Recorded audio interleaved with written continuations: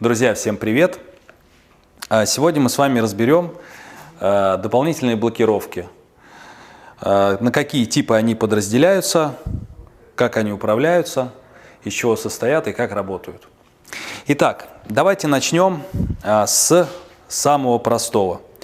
Вот совдеповское реле пятиконтактное, которое используют до сих пор во многих установочных центрах и на дилерах. На самом деле это реле в части защиты от угона, конечно, в наше время уже совершенно не подходит, потому что спрятать его каким-либо образом крайне сложно. То есть либо его можно в каком-то очевидном месте закрыть, да, там где-нибудь под коробочкой, и все будут понимать, что это где-то в блоке предохранителей. Других особо способов спрятать такое габаритное устройство очень сложно. Дальше давайте рассмотрим также простые реле, но уже поменьше.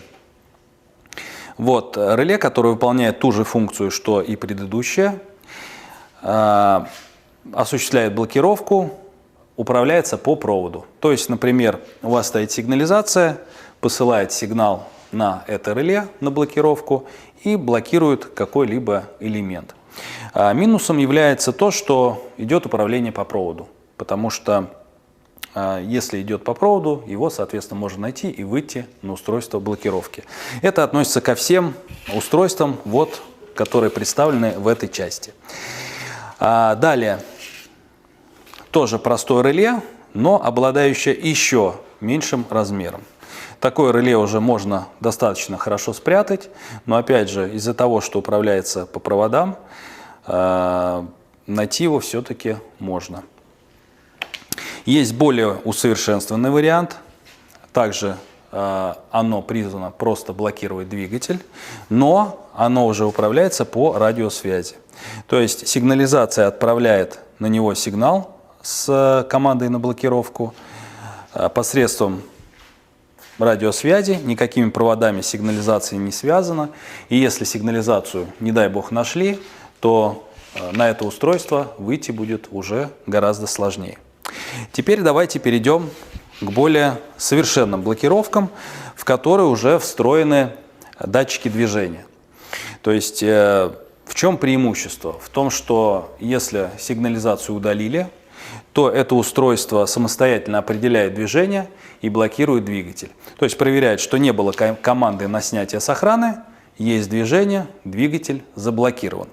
Управляются они от сигнализации разными способами.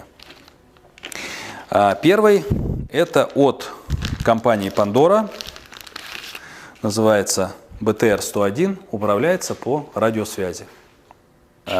Далее от компании Призрак. Это реле также управляется по радиосвязи.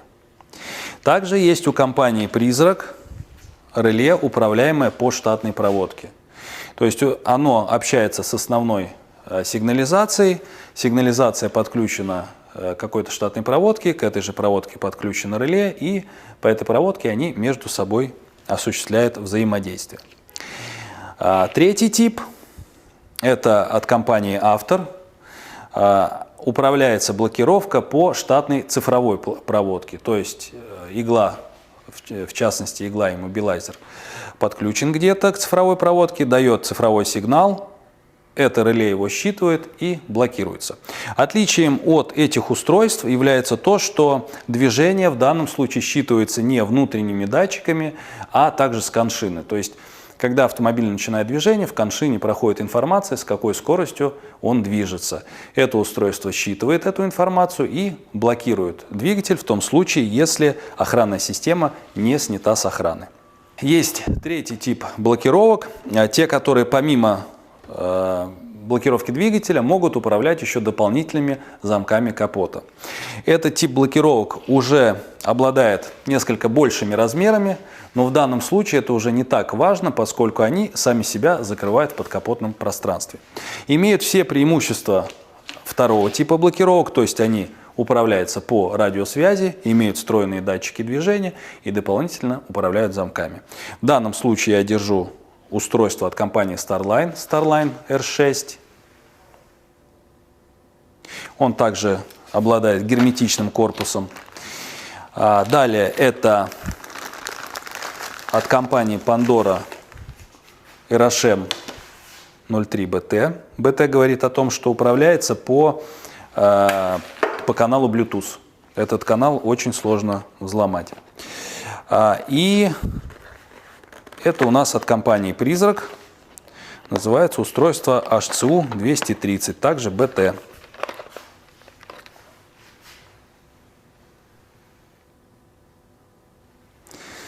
Этот тип блокировок позволяет осуществить самую надежную защиту от угона, поскольку есть сигнализация, которая управляет блокировкой, которая тоже обеспечивает защиту.